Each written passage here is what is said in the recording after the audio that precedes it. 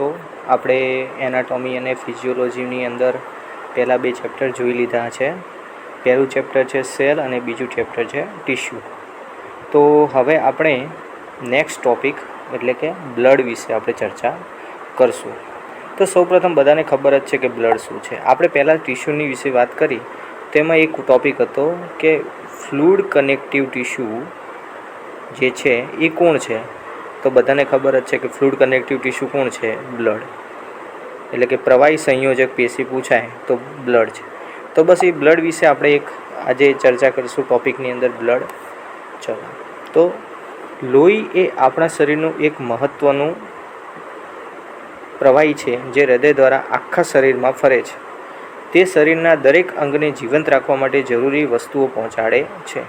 લોહી શું કરે? તો કે જે હાર્ટ પમ્પિંગ કરે છે, એ હાર્ટ પમ્પિંગ કરી અને જે સેલ સુધી પહોંચાડવાનું, જે સેલને જરૂર હોય પોષણનું, ત્યાં સુધી પહોંચાડવાનું કામ કોણ કરે? તો કે બ્લડ, હાર્ટ દ્વારા. બરાબર. તો એ જે છે એ ત્યાં સુધી પહોંચાડે છે. સેલને શું કરે? તો ત્યાં સેલને શું કરે? ત્યાં આગળ જીવંત રાખે છે. તો એ કામ કોણ કરે છે? તો કે બ્લડ કરે છે. લોહી એ એક જટિલ પ્રવાહી સંયોજક પેશી છે. પહેલાં જ મેં તમને કીધું કે બ્લડ શું છે? તો કે ફ્લુઇડ કનેક્ટિવ ટિશ્યુ. શું છે? Fluid connective tissue. તો ફ્લુઇડ કનેક્ટિવ ટિશ્યુ જે છે એ બ્લડ છે. તો કે આપણે એના વિશે વાત કરીએ આગળ. ચલો, હવે એના વાત કરીએ ભૌતિક ગુણધર્મો શું છે. પહેલાં વાત કરીએ આપણે કલર વિશે. પછી શું વાત કરું? એની સ્નિગ્ધતા વિશે, એટલે કે વિસ્કોસિટી. પછી શું છે? તો કે એનું pH શું છે, એનું તાપમાન કેટલું છે, એની ઘનતા કેટલી છે, એનો જથ્થો કેટલો છે, એના વિશે વાત કરશું. તો સૌપ્રથમ આપણે પહેલાં વાત કરીએ રંગ વિશે. તો રંગ કેવો છે? ઓક્સિજનયુક્ત હોય, જેની અંદર ધારો કે બ્લડ છે, તો કે બ્લડની અંદર જો ઓક્સિજન હોય, O2 હોય, તો એવું જે રુધિર છે એ કયા કલરનું હોય? તો ચળકતા લાલ રંગનું હોય છે. બરાબર. અને જો ઓક્સિજન ના હોય, એટલે કે જેની અંદર CO2 હોય, ઓક્સિજન ના હોય, કાર્બન ડાયોક્સાઇડ, તો પણ કેવા હોય? ઘેરા લાલ રંગનું અથવા કે જાંબલી રંગનું હોય છે. બરાબર. જે અંદર ઓક્સિજન હોય તો કેવા રંગનું હોય? ચળકતા લાલ રંગનું હોય. અને જેની અંદર CO2 હોય અને ઓક્સિજન ના હોય તો એ કયા રંગનું હોય? તો કે ઘેરા લાલ રંગનું અથવા કે જાંબલી કલરનું હોય છે. તો આ આપણે વાત કરી કલર વિશે. ચલો, એના પછી આવે છે વિસ્કોસિટી. વિસ્કોસિટી એટલે શું? તો કે એની સ્નિગ્ધતા. સ્નિગ્ધતા એટલે કઈ રીતે ટેસ્ટ કરી શકીએ? તો કે જેમ આપણે તાતણા કહીએ છીએ ને, તેને સ્નિગ્ધતા કહેવામાં આવે છે. બરાબર. લોહી પાણી કરતાં આશરે 5 ગણું વધુ ઘટ્ટ હોય છે. પાણી કરતાં કેવું હોય? 5 ગણું વધારે ઘટ્ટ એટલે કે સ્નિગ્ધ હોય છે. એટલે કે સ્નિગ્ધનો મતલબ શું? કે જેમ કેવું પ્રવાહી, આપણે જેમ પ્રવાહી જેમ આપણે રેડીએ છીએ, એવી જ રીતે એની સ્નિગ્ધતા કઈ રીતે વાત કરીએ? તો કે એના તાતણાથી ખબર પડે. જેમ આપણે કોઈ જલેબી જેવું હોય તો જલેબીના ઓલું જે ચાસણી કહીએ ને, ચાસણીની જેમ તમે અડાડો આંગળીઓ, તો જે મેં તાતણા છે ને, એને એની સ્નિગ્ધતા કહેવામાં, એની વિસ્કોસિટી કહેવામાં આવે છે. આ સ્નિગ્ધતા મુખ્યત્વે લાલ રક્તકણો અને પ્લાઝમા પ્રોટીનના કારણે હોય છે. કોના કારણે હોય છે? તો કે મુખ્યત્વે રક્તકણો અને પ્લાઝમા પ્રોટીનના કારણે એની સ્નિગ્ધતા જોવા મળે છે. ચાલો, એના પછી pH મૂલ્ય. લોહી સહેજ આલ્કલાઇન એટલે કે ખારાશવાળું હોય છે. સામાન્ય રીતે pH 7.35 થી 7.45 જેટલી pH હોય છે. ચલો, pH એટલે શું? pH માપક્રમ આપણે વાત કરીએ તો pH શું છે? pH જે છે એ આપણે 7 સુધી આપણે માનીએ છીએ. 7 એ પાણીની pH છે. આપણે વાત કરીએ નોર્મલ આટલું હોય 7, જેની અંદર કેવું હોય? શુદ્ધ હોય.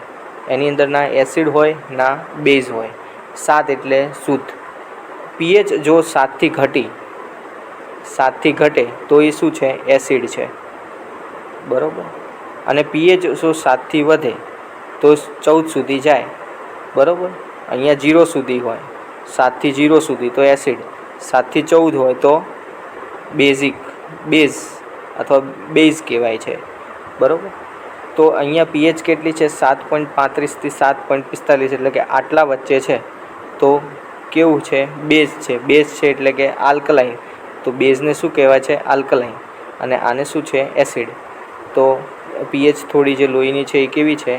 તો કે ખારાશવાળી છે અને આલ્કલાઇન છે. ચલો, તાપમાન. શરીરના સરેરાશ તાપમાન કરતાં લોહીનું તાપમાન થોડું વધારે હોય છે, આશરે 38 ડિગ્રી સેલ્સિયસ, એટલે કે 100.4 ફેરનહીટ. આટલું જેટલું તાપમાન લોહીનું છે. થોડું વધારે એટલે શું? હવે આપણને બોડી ટેમ્પરેચર તો ખબર હોય ને, તો બોડી ટેમ્પરેચર કેટલું છે? 37 સેલ્સિયસ. એનાથી થોડુંક વધારે એટલે 38 સેલ્સિયસ થયું. આમ તો વિચારે ફેરનહીટમાં તો કેટલું છે? 98.6 ફેરનહીટ. આટલું ટેમ્પરેચર છે કોનું? તો કે બોડીનું.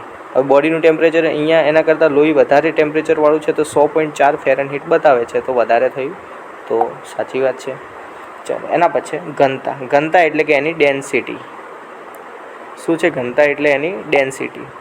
લોહીની સરેરાશ ઘનતા 1060 kg/mm ઘન છે, જે શુદ્ધ પાણી 1000 kg/mm ઘન કરતાં થોડી વધારે છે. જથ્થો એટલે કે વોલ્યુમ. પુખ્ત વ્યક્તિના શરીરમાં આશરે 7.6 લીટર જેટલું લોહી આવેલું હોય છે.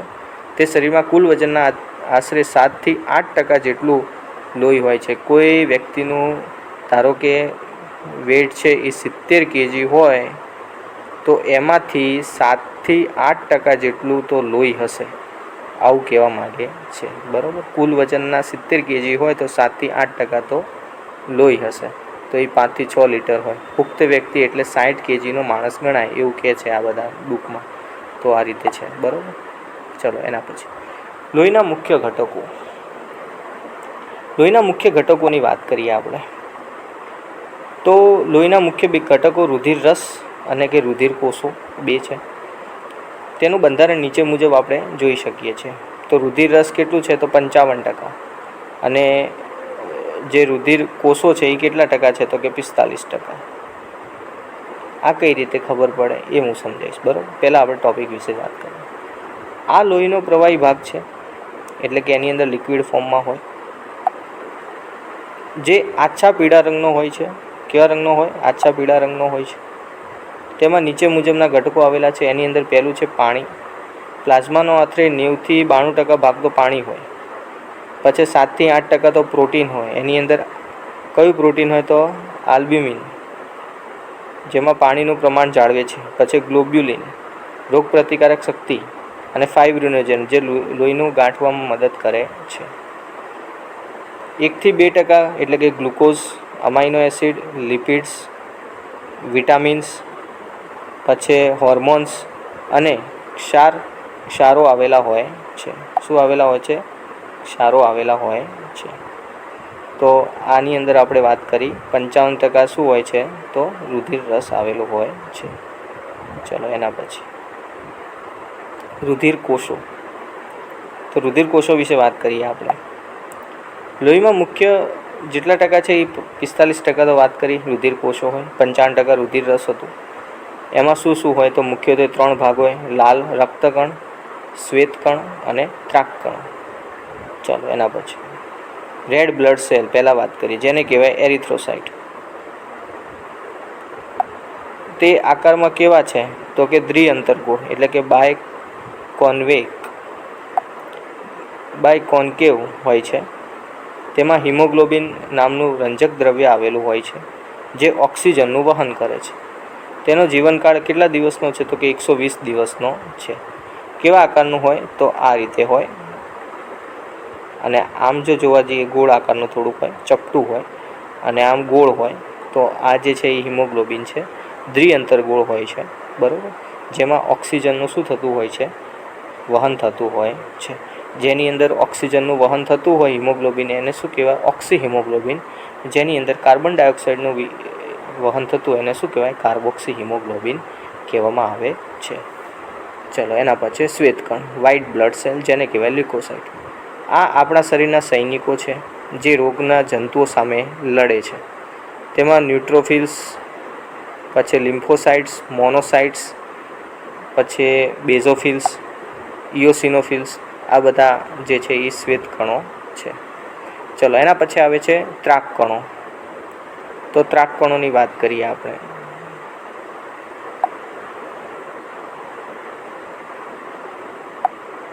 ત્રાક કણોની વાત કરીએ તો ત્રાક કણોમાં વાત કરીએ તો કે શું આવેલા હોય છે, તો કે એને કહેવાય થ્રોમ્બોસાઇટ.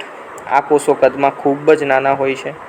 જ્યારે શરીરમાં ક્યારેય ઈજા થઈ હોય ત્યારે લોહીને ગાંઠવા એટલે કે ગંઠાઈ જવામાં મદદ કરે છે, જેથી વધુ લોહી વહી જતું નથી. તે કોણ કામ કરે છે, તો કે ત્રાક કણો. તો પહેલા પ્રશ્ન પૂછાય કે ઓક્સિજનનું વહન કોણ કરે, તો કે લાલ રક્તકણો. રોગપ્રતિકારક જે શક્તિ છે અથવા કે રોગો સામે લડવાનું કામ કોણ કરે, તો કે શ્વેત કણો. અને રુધિરને જામવામાં મદદ કોણ કરે, તો કે ત્રાક કણો. તો આ 3 કોષો આવેલા હોય છે આપણે રુધિર કોષોમાં. ચલો એના પછી રુધિરના કાર્યો. વહનનું કાર્ય એટલે કે ટ્રાન્સપોર્ટેશન. ઓક્સિજન અને કાર્બન ડાયોક્સાઇડ. લાલ રક્તકણો આરબીસી ફેફસામાંથી ઓક્સિજનને લઈ શરીરના દરેક કોષો સુધી પહોંચાડે છે અને કોષોમાંથી કાર્બન ડાયોક્સાઇડ પાછા ફેફસા સુધી લાવે છે. કોણ કામ કરે આ લાલ રક્તકણો? પોષક તત્વોની વાત કરીએ તો પાચન તંત્રમાંથી શોષાયેલો ગ્લુકોઝ, અમાઇનો એસિડ અને વિટામિન્સ જેવા પોષક તત્વોને શરીરમાં વિવિધ ભાગોમાં પહોંચાડે છે. અંતઃસ્ત્રાવી ગ્રંથિઓ દ્વારા ઉત્પન્ન થતા હોર્મોન્સને તેમના લક્ષ્ય સુધી પહોંચાડવાનું કામ પણ લોહી કરે છે. બરાબર. ઉત્સર્ગ પદાર્થો શરીરમાં ઉત્પન્ન થતો કચરો જેમ કે યુરિયા લોહી દ્વારા કિડનીમાં મૂત્રપિંડ સુધી પહોંચાડવામાં આવે છે, જ્યાંથી તે શરીરમાંથી બહાર નીકળે છે. રક્ષણનું કાર્ય. પ્રોટેક્શન. રોગપ્રતિકારક શક્તિ એટલે કે શ્વેત કણો શરીરમાં પ્રવેશતા બેક્ટેરિયા, વાયરસ અને અન્ય હાનિકારક તત્વોના નાશ કરીને રોગો સામે રક્ષણ આપે છે.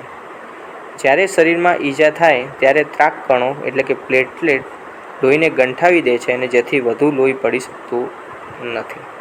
તો આ કામ કોણ કરે છે? ત્રાક કણો. નિયમનનું કાર્ય એટલે કે રેગ્યુલેશન. શરીરનું તાપમાન. લોહી આખા શરીરમાં ગરમીનું સમાન વિતરણ કરીને શરીરનું તાપમાન 37 ડિગ્રી સેલ્સિયસ જાળવી રાખવામાં મદદ કરે છે. લોહીમાં રહેલા બફર પદાર્થો શરીરના એસિડ બેઝ સંતુલનને pH 7.4 જાળવી રાખે છે.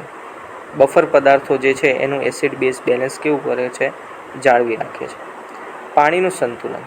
કોષો અને પેશીઓમાં પાણીનું યોગ્ય પ્રમાણમાં જાળવવામાં પ્લાઝમા મદદ કરતું હોય છે. એટલે કે આ કોષમાં આટલું જ પાણી જવું જોઈએ તો એટલું જ પાણી જાય. કોણ જવાબદાર છે? તો કે પ્લાઝમા એમાં જવાબદાર છે. ચલો એના પછી છે પ્રોડક્શન. એટલે કે જે કોષો છે એ કઈ રીતે પ્રોડ્યુસ થાય છે, ક્યાંથી પ્રોડ્યુસ થાય છે એની વાત છે. લોહીના કોષોમાં નિર્માણની પ્રક્રિયાને વૈજ્ઞાનિક ભાષામાં શું કહેવાય છે? હિમોપોએસિસ. એટલે કે લોહીના જે કોષો છે, જે આપણે વાત કરીએ રક્તકણો, શ્વેતકણો, ત્રાકકણો, આ બધા જે ક્યાંથી બને છે તો એને શું કહેવાય છે? હિમોપોએસિસ કહેવામાં આવે છે. શરીરમાં આ પ્રક્રિયા કેવી રીતે થાય છે તે આપણે સમજીએ. લોહીના કોષો ક્યાં બને છે પહેલાં તો એ સમજવું જોઈએ છે. તો સૌથી પહેલાં જે પુખ્ત વય હોય એ ક્યાં બને? તો કે બોન છે. બોનનો જે અંદરનો ભાગ છે એને કહેવાય બોન મેરો. તો આ બોન મેરોમાં જે છે એ કોષો બનતા હોય છે. પુખ્ત વયના માણસોમાં લોહીના તમામ કોષો મુખ્યત્વે હાડકાના અંદર આવેલા લાલ ભાગમાં બને છે, જેને શું કહેવાય? રેડ બોન મેરો. બરાબર. મુખ્ય હાડકાની વાત કરીએ તો જેની અંદર જે આજે ખાસ પ્રકારના બોન મેરો આવેલા કઈ જગ્યાએ છે?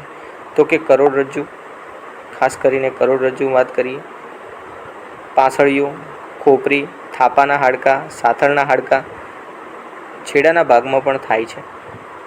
ગર્ભાવસ્થામાં જ્યારે બાળક માતાના ગર્ભમાં હોય ત્યારે શરૂઆતમાં લોહીનું નિર્માણ યકૃત અને બરોળની અંદર થતું જોવા મળે છે. ચાલો પ્રક્રિયા કઈ રીતે થાય પહેલાં આપણે સમજ્યા કે લોહીના કોષો ક્યાં બને? તો કે બોન મેરોમાં, મુખ્ય હાડકાઓમાં, ગર્ભાવસ્થા દરમિયાન યકૃત અને બરોળની અંદર. પણ જે આ પ્રક્રિયા છે એ કઈ રીતે થાય છે, કઈ રીતે કોષો બને છે એના વિશે વાત કરીએ. તો બધા જ પ્રકારના રુધિર કોષો એક જ પ્રકારના માતૃકોષમાંથી બને છે, જેને કહેવાય સ્ટેમ સેલ્સ. આ સ્ટેમ સેલ્સ ક્યાં હોય? તો મેં તમને પહેલાં પણ વાત કરી. સ્ટેમ સેલ્સ ક્યાં હોય? બોન મેરોમાં. કયા બોન મેરોમાં? તો કે રેડ બોન મેરોમાં આ સ્ટેમ સેલ્સ આવેલા હોય. જરૂરિયાત મુજબ સ્ટેમ સેલ વિભાજિત થાય છે અને લાલ રક્તકણો, શ્વેતકણો અને ત્રાકકણોમાં રૂપાંતરિત થાય છે. શું કરે? સ્ટેમ સેલ્સ હોય બોન મેરોની અંદર. આ સ્ટેમ સેલ્સ જે છે એ સ્ટેમ સેલ્સનું શું થાય? તો કે વિભાજન થાય છે, ટુકડા થાય છે. ટુકડા થઈને શું બને તો કે આરબીસી બને છે, ડબલ્યુબીસી બને છે અને પ્લેટલેટ બનતા હોય છે. તો આ 3 વસ્તુ આપણને આની અંદર જોવા મળે છે. ચલો, અલગ અલગ કોષોનું નિર્માણ અલગ અલગ જગ્યાએ જોવા મળે છે. ચલો, પહેલાં વાત કરીએ આપણે લાલ રક્તકણોની. આ પ્રક્રિયાને શું કહેવાય? એરિથ્રોપોએસિસ. જેમ કે લોહી બનવાની પ્રક્રિયા જે છે એને હિમોપોએસિસ કહેવાય. તો જે આરબીસી રેડ બ્લડ સેલ્સ છે એ બનવાની પ્રક્રિયાને પણ શું કહેવામાં આવે છે? એરિથ્રોપોએસિસ કહેવામાં આવે છે. જ્યારે લોહીમાં ઓક્સિજન ઓછો થાય ત્યારે કિડનીમાંથી એરિથ્રોપોએટિન નામનું હોર્મોન છૂટું પડે છે, જે અસ્થિમજ્જામાં વધુ લાલ રક્તકણો બનાવવા માટે ઉત્તેજિત કરે છે. એટલા માટે એને શું કહેવાય છે? એરિથ્રોપોએસિસ. જ્યારે લોહીમાં ઓક્સિજન ઓછો થઈ ગયો એટલે જે કિડની છે એ એરિથ્રોપોએટિન નામનું હોર્મોન છૂટું પાડે, જે અસ્થિમજ્જામાં જઈ અને જે ઓલા સ્ટેમ સેલ છે એને એક્ટિવેટ કરે અને લાલ રક્તકણો બનાવે છે. જ્યારે શરીરમાં ચેપ લાગે છે ત્યારે શરીર વધુ શ્વેતકણો બનાવવાનું શરૂ કરે છે, જેથી રોગ સામે લડી શકાય. હાડકાની અંદર રહેલા મોટા કોષો, જેને કહેવાય મેગાકાયરોસાઇટ્સના ટુકડા થવાથી બને છે કોણ? ત્રાકકણ. મેગાકાયરોસાઇટ્સનું વિભાજન થાય છે, એના ટુકડા થાય છે અને એમાંથી આપણને હાડકાની અંદરથી મળતા મોટા કોષો જે છે એમાંથી ત્રાકકણો બનતા હોય છે. નવા લોહીના કોષો બનવા માટે શરીરને અમુક તત્વોની ખાસ જરૂર પડે છે. જેમ કે આયર્ન એટલે કે લોહ તત્વ હિમોગ્લોબિન બનવા માટે જરૂરી છે. વિટામિન B12 અને ફોલિક એસિડ કોષોની વિભાજન અને વિકાસ માટે જરૂરી છે. કોષોના બંધારણ માટે પ્રોટીનની પણ જરૂર પડે છે. તો આ અમુક એવું છે કે જે પ્રોડક્શન દરમિયાન પણ આટલી એની જરૂરિયાતો હોય છે કે જે એને જરૂરી પોષક તત્વો પણ મળતા હોવા જોઈએ. ચલો, હવે વાત કરીએ આપણે એરિથ્રોપોએસિસ. એરિથ્રોપોએસિસ એટલે કે આરબીસી કઈ રીતે બને છે એના વિશે વાત કરીએ. અને પહેલો જ ટોપિક છે આપણો રેડ બ્લડ સેલ્સ. બરાબર. ચલો, એ શરીરમાં લાલ રક્તકણો એટલે કે આરબીસી બનવાની પ્રક્રિયા છે. આ પ્રક્રિયા વિશેની મહત્ત્વની વિગત આપણે નીચે જોઈએ. આ પ્રક્રિયા ક્યાં થાય?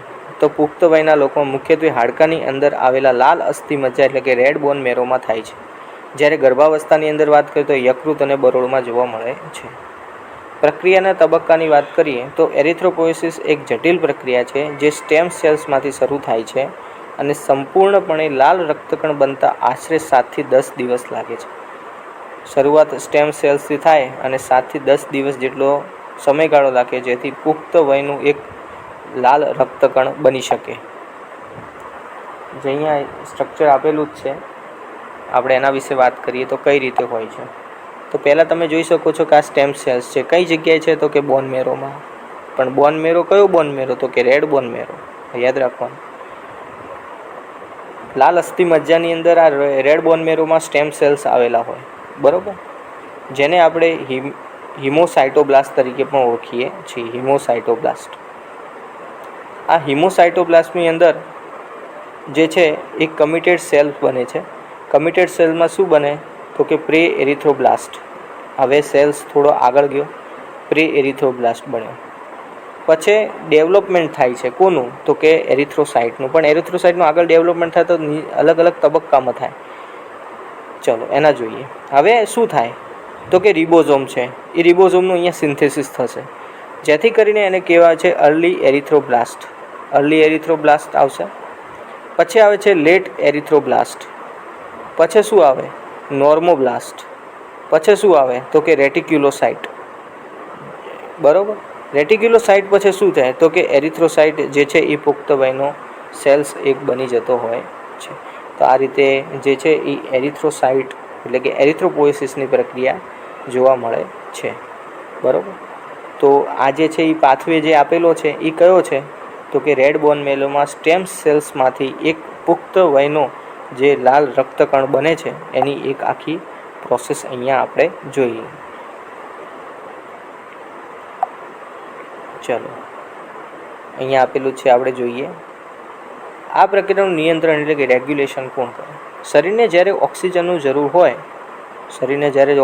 જરૂર હોય ત્યારે આ પ્રક્રિયા વેગ પકડે છે.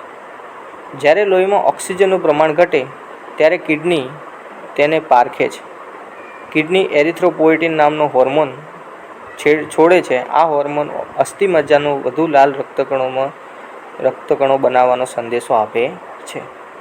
તંદુરસ્ત એરિથ્રોપોઇસિસ માટે શરીરને નીચેના તત્વોની જરૂર પડે છે. હિમોગ્લોબિન બનાવવા માટે, વિટામિન B12 અને ફોલિક એસિડ જે છે એને વિભાજન માટે, એના કાર્ય યોગ્ય રીતે કરે એ માટે, કોષની રચના માટે પ્રોટીન.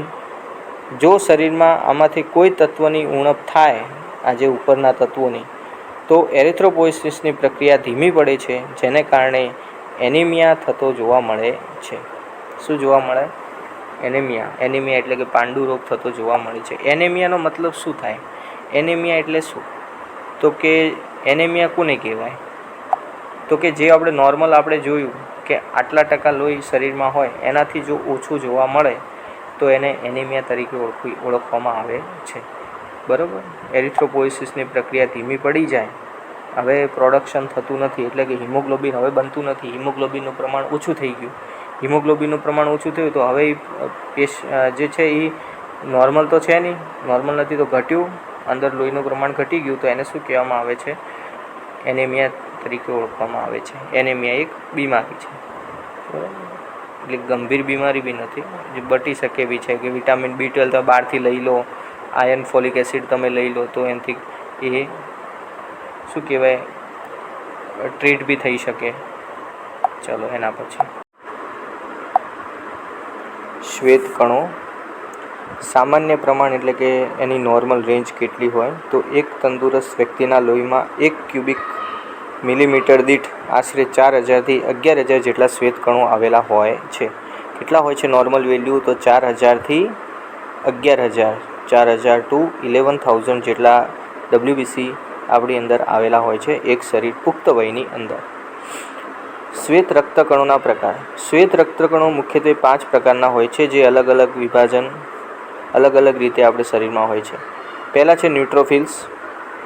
તે સંખ્યામાં સૌથી વધુ હોય છે અને બેક્ટેરિયા કે ફૂગના સામે લડત આપે છે. કોણ? ન્યુટ્રોફિલ્સ. ચલો લિમ્ફોસાઇટ. લિમ્ફોસાઇટ એટલે નામ પરથી જ લિમ્ફનું છે તો લિમ્ફોસાઇટ. તે વાયરસ સામે લડે છે અને એન્ટીબોડીઝ બનાવે છે, દાખલા તરીકે B કોષો અને T કોષો. જે એડ્સ જેવી બીમારી છે તેમાં T કોષો મુખ્ય ભૂમિકા ભજવે છે. કોણ? T cells. મોનોસાઇટ્સ. તે શરીરમાં પ્રવેશતા જંતુઓ અને મૃત કોષોને ગળી જઈ અને સફાઈ કરે છે. કોણ? મોનોસાઇટ. ઇઓસિનોફિલ્સ. તે એલર્જી અને પરોપજીવી જંતુઓ એટલે કે પેરાસાઇટ સામે રક્ષણ આપે છે. બેઝોફિલ્સ. તે સોજા અને એલર્જીની પ્રતિક્રિયામાં મદદ કરે છે. કોણ? બેઝોફિલ્સ. તો 5 પ્રકાર છે: ન્યુટ્રોફિલ્સ, લિમ્ફોસાઇટ, મોનોસાઇટ, ઇઓસિનોફિલ્સ અને બેઝોફિલ્સ. ચલો મહત્ત્વ અને ફેરફાર. જો WBC કાઉન્ટ 11000થી વધી જાય છે, ખાસ યાદ રાખવાનું છે, 11000થી જો વધી જાય છે તો એને શું કહેવાય? લ્યુકોસાઇટોસિસ તરીકે ઓળખવામાં આવે છે.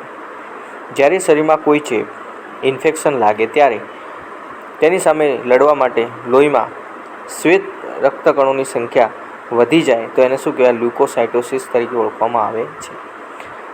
જો સંખ્યામાં ઘટાડો થાય તો શરીરમાં રોગપ્રતિકારક શક્તિ ઓછી થાય છે. શું થાય છે? રોગપ્રતિકારક શક્તિ ઓછી થઈ જાય છે અને બીમાર પડવાની શક્યતા વધારે થાય છે.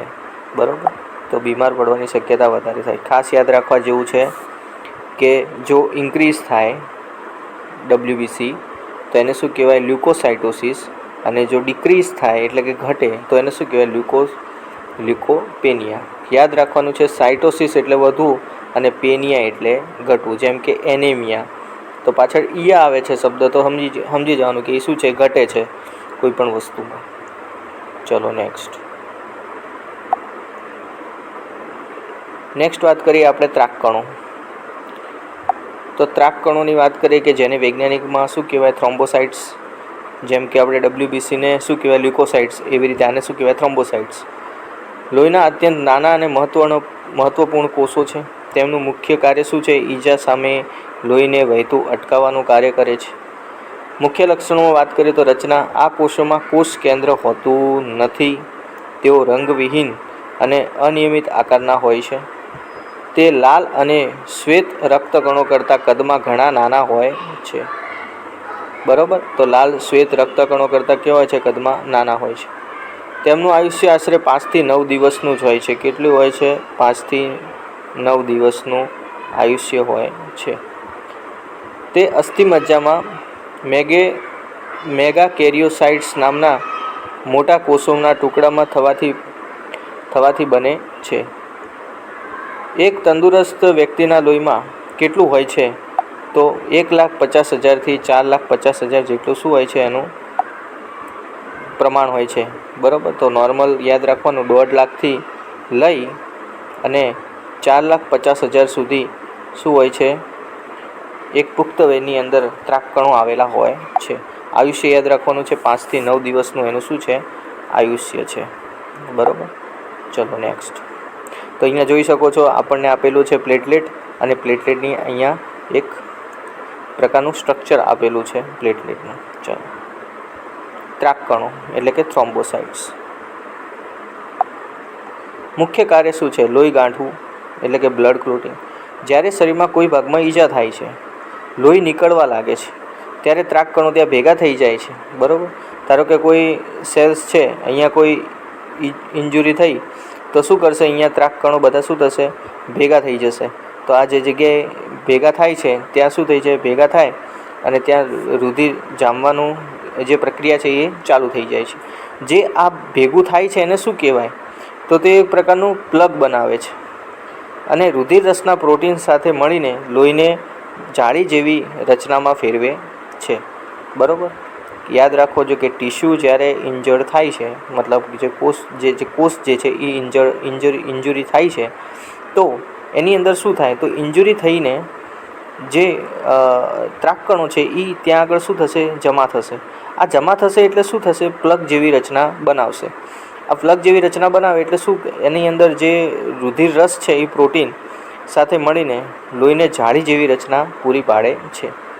આ પ્રક્રિયાના કારણે લોહી વહેતું બંધ થઈ જાય છે, જેને શું કહેવાય? ફ્લોટિંગ તરીકે ઓળખવામાં આવે છે. લોહી વહેતું બંધ થઈ જાય તો ફ્લોટિંગ તરીકે ઓળખવામાં આવે છે. ચાલો, જો પ્લેટલેટનું કાઉન્ટ ઘટી જાય, 1.5 લાખ કરતાં ઓછા થઈ જાય તો એને થ્રોમ્બોસાઇટોપેનિયા તરીકે ઓળખવામાં આવે છે. જેમ કે ડેન્ગ્યુ તાવની અંદર શરીરમાં આંતરિક રક્તસ્રાવ થવાનું જોખમ વધે છે, એટલે થ્રોમ્બોસાઇટોપેનિયા કહેવામાં આવે છે. ડેન્ગ્યુ જેવી બીમારીની અંદર પ્લેટલેટ કાઉન્ટ શું થાય છે? ઘટે છે. ચલો, થ્રોમ્બોસાઇટોસિસ. તો થ્રોમ્બોસાઇટોસિસ કોને કહેવાય? જે સંખ્યામાં ખૂબ વધી જાય છે, નળીઓ લોહી ગંઠાઈ જવાની જે પ્રક્રિયા છે, ગંઠાઈ જાય, બ્લડ ક્લોટિંગ થઈ જાય, શક્યતા વધે અને હાર્ટ એટેક અને સ્ટ્રોકનું કારણ પણ બની શકે છે. એટલે પ્લેટલેટ 1.5 લાખથી 4.5 લાખ સુધીની અંડરમાં જ હોવું જોઈએ. જો 1.5 લાખ કરતાં ઓછું હોય તો ડેન્ગ્યુ જેવી બીમારીઓમાં પ્લેટલેટ કાઉન્ટ ઘટી જાય, અને જો વધી જાય તો સ્ટ્રોક અને હાર્ટ એટેક જેવી બીમારીઓ જોવા મળે છે. કારણ કે જો 4,50,000 કરતાં વધારે હશે તો રુધિર ગંઠાવાનું પણ વધારે થશે, ક્લોટિંગ વધારે થશે. ક્લોટિંગ વધારે થશે તો અહીંયા આગળ શું થશે? બ્લડ ક્લોટ વધારે ચાન્સીસ છે, તો એ નળીઓ બ્લોક કરી નાખે, જેથી કરીને હાર્ટ એટેક અને સ્ટ્રોકનું પ્રમાણ પણ વધી શકે છે. ચલો, એના પછી બ્લડ કોગ્યુલેશન એટલે કે રુધિર જામવાની પ્રક્રિયા. ચલો, બ્લડ કોગ્યુલેશન. લોહી ગંઠાઈ જવાની પ્રક્રિયાને વિજ્ઞાનમાં બ્લડ કોગ્યુલેશન એટલે કે રુધિર ગંઠાઈ જવાની પ્રક્રિયા કહેવામાં આવે છે. ક્લોટિંગ તરીકે પણ ઓળખવામાં આવે છે. જ્યારે આપણને ઈજા થાય છે ત્યારે લોહી વહેતું અટકાવવા માટે શરીર આ પ્રક્રિયા કરે છે. મુખ્ય તબક્કાની વાત કરીએ તો રુધિરવાહિનીનું સંકોચન એટલે કે વાસ્ક્યુલર સ્પાઝમ. જ્યારે નળી કપાય છે ત્યારે તે તરત જ સંકોચાય છે. એટલે કે શું થાય? ધારો કે અહીંયા નળી છે એ કટ થઈ જાય તો આ નળીઓ શું થશે? છે સંકોચાઈ જશે, સ્પાઝમ થઈ જશે અને લોહીનો પ્રવાહ શું કરશો? ધીમો પડશે. ચલો, પ્લેટલેટ પ્લગ ફોર્મેશન. ઈજાવાળી જગ્યામાં, જે જગ્યાએ ઈજા થઈ છે, ધારો કે અહીંયા ઈજા થઈ છે, ત્યારે ત્રાકકણો ઝડપથી ભેગા થાય છે. પહેલાં જ વાત કરી કે જે જગ્યાએ ઈજા થઈ હોય ત્યાં ત્રાકકણો શું થશે? ભેગા થશે અને એક કામચલાઉ પ્લગ જેવી રચના બનાવે છે, જે કારણે બંધ કરવાનો પ્રયાસ કરે છે. એટલે કે કામચલાઉ કેવું? પાણી જેવું, જે સ્ટ્રક્ચર છે, પહેલાં કોઈ જગ્યાએ ઇન્જુરી થઈ હોય, અહીંયા ઇન્જુરી થઈ હોય તો ઇન્જુરી થઈ હોય તો શું કરશે, પ્લેટલેટ બધા અહીંયા ત્રાક કણો જે છે અહીંયા ભેગા થશે અને એક જે લિક્વિડ છે, લિક્વિડ ફોર્મમાં, જેને આપણે લિક્વિડ ફોર્મમાં જે હતું, બરાબર, તો ત્યાં આગળ જમા થઈ જશે અને ત્યાં જમા થશે અને શું કરશે, ટેમ્પરરી માટે ત્યાં આગળ એક અવરોધ પૂરો પાડશે કે રુધિરને બહાર નહીં આવવા દઈએ એ રીતે. ચલો, એના પછી ગંઠાઈ જવાની રાસાયણિક પ્રક્રિયા. આ સૌથી જટિલ ભાગ છે, જેને 3 મુખ્યત્વે તબક્કામાં ઇજાગ્રસ્ત પેશી અને પ્લેટલેટ મળીને પ્રોથ્રોમ્બિન એક્ટિવેટર નામનો પદાર્થ બનાવે છે. ઇજાગ્રસ્ત પેશી અને પ્લેટલેટ્સ મળીને શું કરે, પ્રોથ્રોમ્બિન એક્ટિવેટર નામનો પદાર્થ બનાવે. આ એક્ટિવેટર લોહીમાં રહેલા પ્રોથ્રોમ્બિન નામના પ્રોટીનને થ્રોમ્બિનમાં ફેરવે છે. આ માટે કેલ્શિયમ જરૂરી છે, એટલે કેલ્શિયમ તમને આવે, જેથી કરીને પ્રોથ્રોમ્બિનમાંથી શું ફેરવે, થ્રોમ્બિનમાં રૂપાંતર થાય છે. થ્રોમ્બિન એ લોહીના પ્રવાહી પ્રોટીન એટલે કે ફાઇબ્રિનોજનને ન ઓગળે તેવા ફાઇબ્રિનના તાંતણામાં ફેરવે છે, એટલે કે ફાઇબ્રિનોજનમાંથી ફાઇબ્રિનમાં રૂપાંતર કરે કોણ, થ્રોમ્બિન. ફાઇબ્રિનના આ તાંતણા ઈજાવાળી જગ્યાએ એક જાળી જેવી રચના બનાવે છે. આ જાળીમાં રક્તકણો ફસાઈ જાય છે અને એક મજબૂત લોહીનો ગઠ્ઠો બને છે, જેનાથી રક્તસ્રાવ સંપૂર્ણપણે અટકી જાય છે. ગંઠાઈ જવા માટે જરૂરી તત્વો જેમ કે કેલ્શિયમ, રાસાયણિક પ્રક્રિયાઓ શરૂ કરવા માટે વિટામિન કે, યકૃત લીવરમાં ક્લોટિંગ ફેક્ટર્સ બનાવવા માટે વિટામિન કે અનિવાર્ય છે. વિટામિન કે અનિવાર્ય છે. ક્લોટિંગ ફેક્ટર્સની વાત કરીએ તો લોહીમાં 13 જેટલા વિવિધ પ્રોટીન એટલે કે ક્લોટિંગ ફેક્ટર્સ હોય છે. આ પ્રક્રિયામાં મદદ કરે છે. જો કોઈ વ્યક્તિમાં વિટામિન કેની ઉણપ હોય અથવા હિમોફિલિયા જેવી બીમારી હોય તો લોહી ગાંઠવાની આ પ્રક્રિયા થતી નથી અને સામાન્ય ઈજામાં પણ વધુ પડતું લોહી વહી જાય છે. જેને હિમોફિલિયા નામની બીમારી હશે, બરાબર, તો એને લોહી કેવું થશે, વધુ વહી જશે, કારણ કે એમાં ક્લોટિંગ ફેક્ટર જ ના હોય, ક્લોટ જ નહીં થાય, રુધિર જામવાની પ્રક્રિયા જ નહીં થાય, જેથી કરીને શું, અહીંયા લોહી વધારે પડતું જોવા મળે છે. ચલો નેક્સ્ટ.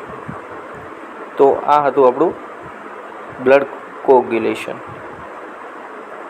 ચલો આપણે પહેલાં એક વસ્તુ વાત કરીએ કે જે ટૉપિક બાકી રહી ગયો હતો એ.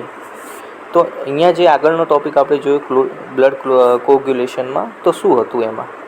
તો પહેલાં પણ એક વાત કરી કે પ્રોથ્રોમ્બિન એક્ટિવેટર જે હતો, પ્રોથ્રોમ્બિન એક્ટિવેટર, અહીંયા તમે જોઈ શકો છો કે આ પ્રોથ્રોમ્બિન છે. હવે આ જે ઉપર જે આવેલું છે એ પ્રોથ્રોમ્બિન એક્ટિવેટર એ શું કરે, તો પ્રોથ્રોમ્બિનમાંથી થ્રોમ્બિનમાં રૂપાંતર કરે. હવે આ થ્રોમ્બિન છે એ શું કરે, તો કે ફાઇબ્રિનોજનનું ફાઇબ્રિનમાં રૂપાંતર કરે. શું કરે, ફાઇબ્રિનોજનનું ફાઇબ્રિનમાં. અહીંયા કેલ્શિયમની હાજરી અનિવાર્ય છે, યાદ રાખવાનું, કેલ્શિયમ. તો કે ફાઇબ્રિનોજનનું શું કરે, ફાઇબ્રિનમાં રૂપાંતર. કોની હાજરીમાં, તો કે થ્રોમ્બિનની હાજરીમાં. તો આ એક છે કે જે ફાઇબ્રિન જે પાછળ બન્યું છે એ શું કરે, તો કે બ્લડ ક્લોટ કરવામાં મદદ કરે છે, બરાબર. તો આઈ હોપ તમને સમજણ પડી હશે. તો થેન્ક યુ વેરી મચ. મળીએ આપણે નેક્સ્ટ એવા ટૉપિક ઉપર. Thank you.